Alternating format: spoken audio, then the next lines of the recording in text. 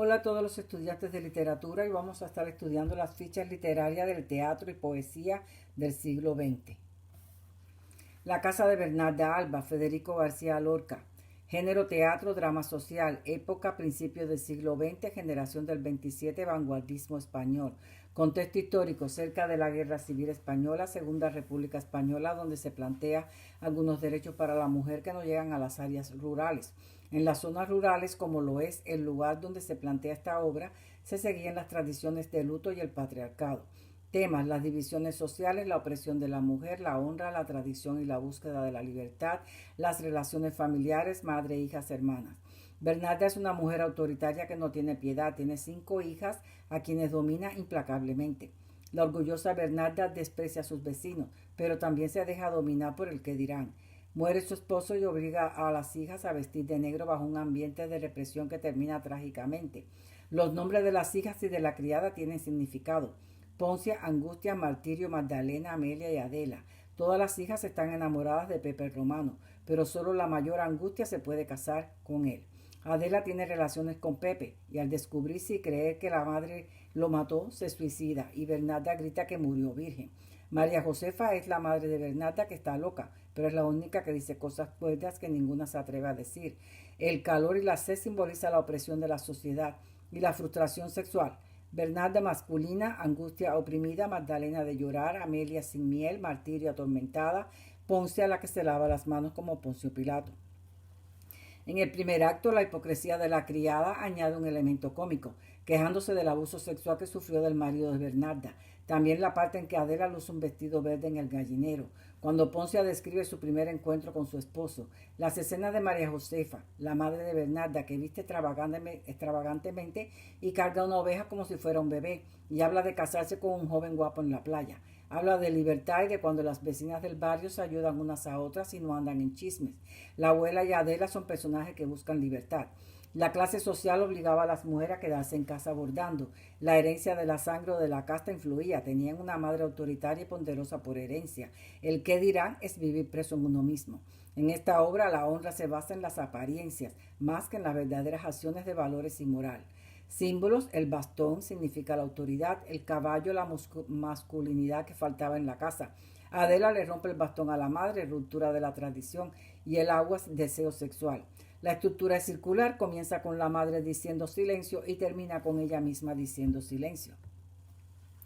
Historia del hombre que se convirtió en perro, Osvaldo Dragón. Género teatro del absurdo, época siglo XX, movimiento vanguardista tardío. Sobre el autor argentino, escritor y dramaturgo. La obra manifiesta una conciencia metaliteraria a través de personajes que hablan directamente del hecho de los cuales son actores de un drama. Es decir, son actores y a la vez son amigos del protagonista. A veces hablan directamente al público. Los actores que presentan la obra de teatro dicen que escucharon la historia esta tarde. Luego dicen que la historia empezó hace 2 años, dando lugar a una confusión entre la realidad de los actores y la realidad del drama que están narrando. Hay una repetición y nosotros éramos actores, para dar énfasis al concepto del drama dentro del drama. No hay claridad con respecto al actor 1, que es un hombre que se ve obligado a trabajar de perro, pero empieza a portarse como un perro aún cuando no trabaja. Los actores 2 y 3 muestran falta de compasión y quieren explotar al hombre que necesita un empleo. La esposa del actor 1 cree que la va a morder y hasta que el hijo que espera puede ser un perro. La historia es una crítica social. El perro sirve para símbolo de un ser que tiene que depender de los hombres para todo. Dragón utiliza el perro como ironía para enseñar la falta de humanidad de las personas, de cómo les quita la dignidad y hacen promesas que no cumplen. El teatro absurdo surge después de la Segunda Guerra Mundial, cuando el mundo estaba en ruinas y la generación del momento expresaba su desilusión ante la explotación de la clase trabajadora y todo lo que ocurría producto de las guerras y las ideologías del momento. El teatro absurdo rompe con la tradición teatral formal de 3 actos en un tema profundo que sumerge a la audiencia en la historia. Ahora este teatro es más corto y se enfoca en el mensaje en vez de la historia, en la situación en vez de la psicología de los personajes. No tiene escenografía y puede ser representada donde quiera. Usa simbología para transmitir el mensaje. Carece de lógica y de coherencia. En esta obra se transmite la falta de comunicación que existe entre los de arriba y los de abajo, e incluso entre los semejantes hay una conciencia conformista. El metateatro es un teatro dentro de otro. Ejemplo: Él buscaba trabajo y nosotros éramos actores. Él tenía que mantener a su mujer y nosotros éramos actores. Él soñaba con la vida y nosotros éramos actores. El teatro absurdo es hacer que la audiencia tome conciencia de que estos actores son actores actuando en un teatro y que eso es precisamente lo que pasa con nuestras vidas. Se busca que haya un despertar, una crítica social, no que se metan de cabeza en lo que está pasando y vivirlo como si no estuviera pasando, como ocurre cuando se ve en una obra teatral tradicional. Prendimiento de Antoñito el Camborio en el camino de Sevilla, Federico García Lorca.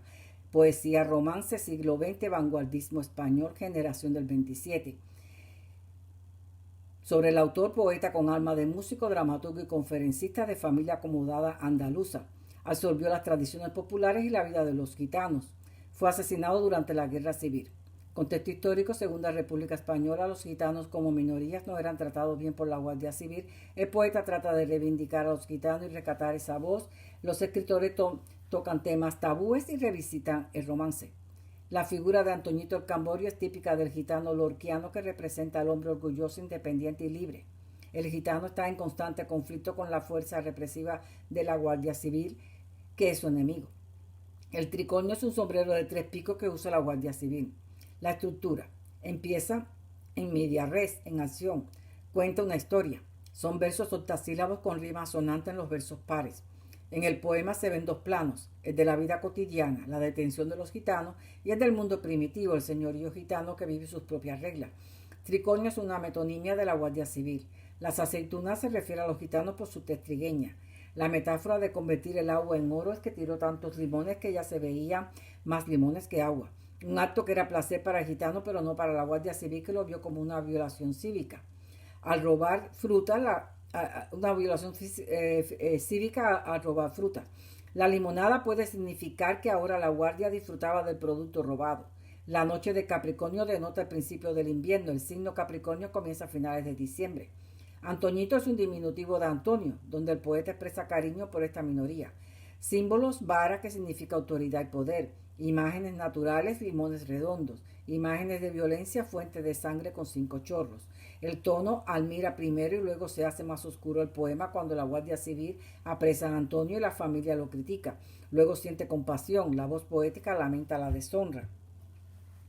Walking Around, Pablo Neruda, 1904-1973, Chile. Género poesía, verso libre. Siglo XX, movimiento vanguardista, surrealismo hispanoamericano. Contexto histórico, muchas corrientes confluyendo, realismo, naturalismo, vanguardismo, surrealismo, existencialismo, etc. El tema, aislamiento de la sociedad, la rutina, la soledad. Este poema manifiesta la alineación y aislamiento que sufrió el poeta mientras trabajaba como cónsul de Chile en Asia. El surrealista intenta captar una superrealidad, es decir, una realidad más allá de la objetiva. El poeta expresa un estado de ánimo, de desilusión y desánimo. Me canso de ser hombre. Menciona lugares comunes que tienen en común una rutina diaria. Sus imaginaciones de dar un golpe de oreja a una monja o ir por las calles con un cuchillo verde es una forma de surrealismo que quizás represente rebeldía contra las convenciones sociales o simplemente hacer algo diferente de lo normal. Las metáforas usadas en las estrofas 5 y 6 sugieren el estado de aislamiento del poeta. El título en inglés sugiere enajenación, caminar por caminar, vivir por vivir. Tono pesimista, oscuro y angustiado, representado por las palabras que sugieren fealdad y degradación. Me canso, impenetrable, llorar, frío, herida, sangre. Balada de los 2 abuelos, Nicolás Guillén, Cuba. Poesía afroantillana, época siglo XX, movimiento vanguardista Hispanoamérica. Datos del autor: nace en 1903 y muere en el 1989.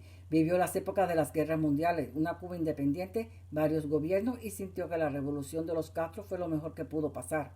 Contexto sociocultural: los españoles habían importado esclavos africanos a Cuba para trabajar la cosecha de caña de azúcar y trabajar en los centrales azucareros.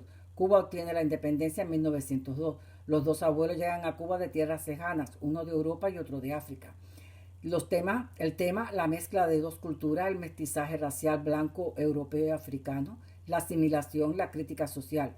Estructura, versos libres, el poema se lee al ritmo de aliteración, tiene un ritmo casi de canción, hay repeticiones y paralelismo, tiene una métrica irregular. La mayor parte de los versos son octasílabos. Como los romances, hay otros versos de menos sílabas. El nieto de los dos abuelos, la voz poética, presenta su historia y las mezcla. Yo los junto. Gran parte del poema es una continua antítesis entre el abuelo blanco y el abuelo negro. En los dos últimos versos pone énfasis en la igualdad de los dos abuelos. Podemos ver la voz del colectivo cuando se refiere a la sombra de los dos abuelos, algo que todos los cubanos sienten. El poema es el final de una celebración, al final una celebración y un canto. Mujer negra de Nancy Morejón, poesía afroantillana, contexto sociocultural y literario. Se mueve desde la colonización española a través de la independencia y la abolición de la esclavitud hasta llegar a la Revolución cubana. Temas: el mestizaje, la poesía feminista, la identidad de la mujer negra, las injusticias del pasado y las victorias del presente como partidaria de un gobierno comunista.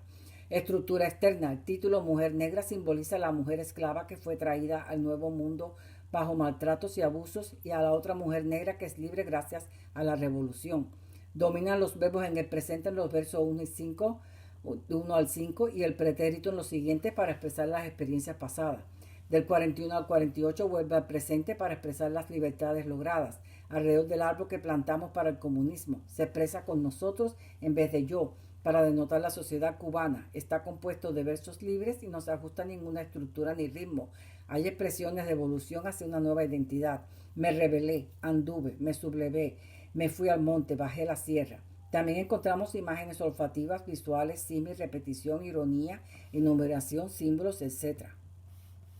A Julia Burgos, de Julia Burgos, Puerto Rico. Género: poesía, autorretrato.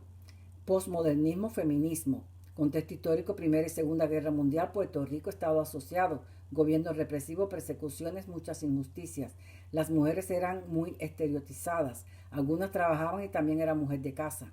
Tema: la dualidad del ser, la opresión de la mujer, las apariencias, las jerarquías sociales, el machismo, la crítica social. Estructura: la voz poética se dirige a sí misma y describe al otro yo, y afirma que es la sociedad quien impone esas restricciones en la mujer, una sociedad patriarcal y machista. Ambas son antagonistas, una es el yo social y el otro es el yo íntimo. Hace alusión a Rocinante, que trae a la mente Don Quijote con ese espíritu idealista y contrario a la sociedad. Los versos son alejandrinos, 14 sílabas con rima sonante irregular. Los últimos 6 versos son 3 pareados de rima consonante. El tono es de indignación y rebeldía con la anáfora tú y yo no, y acusatorias, mienten. La versificación es irregular. En el verso 14 hay asíndeto. Yo soy la vida, la fuerza, la mujer. Los versos 24 y 28 tienen enumeración para enfatizar que no tiene capacidad de decisión. La voz poética es la antagonista y la acusadora del yo público. Tono: indignación con un toque de desesperación. Peso ancestral: Alfonsina Storni, Argentina. Época siglo XX, modernismo hispanoamericano, poesía. Acerca del autor, Storni es como una versión moderna de Sor Juana Inés, y esto lo vemos en otros poemas, pero en este poema vemos una matización más compleja de la mujer al entender con un poco de compasión la actitud del hombre. Contexto histórico: la Primera Guerra Mundial entra a principios del siglo XX, Estados Unidos era un país próspero y el Nuevo Mundo, América Latina, trataba de salir adelante. Se cree que la voz poética tenía una conversación íntima con su madre, pero otros sugieren que dicha conversación fue con un hombre que amaba. Cuenta el machismo forzado que sufrían los hombres y por lo cual no podían llorar. La lágrima que cayó en su boca era una concentración, metáfora, veneno en frasco pequeño, de todos los sentimientos reprimidos del hombre por años. Todo esto guarda relación con las relaciones interpersonales y la construcción del género. Tono: comunica un dolor compartido con un tono sombrío y a la vez de compasión y ternura porque comprende. Tema: el machismo como carga que lleva el hombre, los estereotipos, la tradición patriarcal. Estructura: los versos largos son en decasílabos y los cortos son de 5 sílabas. Esto al final de cada estrofa para añadirle un valor. La metáfora: hombre de acero significa hombre insensible. Mi alma no puede soportar todo su peso significa el dolor que siente la mujer que a pesar de ser oprimida comprende. Es como un dolor compartido que tiene un tono sombrío y cierta ternura. El título del poema es por sí una hipérbole que significa que siglos de machismo conviven en esa lágrima. Anáfora: tú me dijiste, ironía, débil mujer, pobre mujer, hiperbaton, soportar no puede todo su peso. Fin. Los espero en las próximas fichas literarias.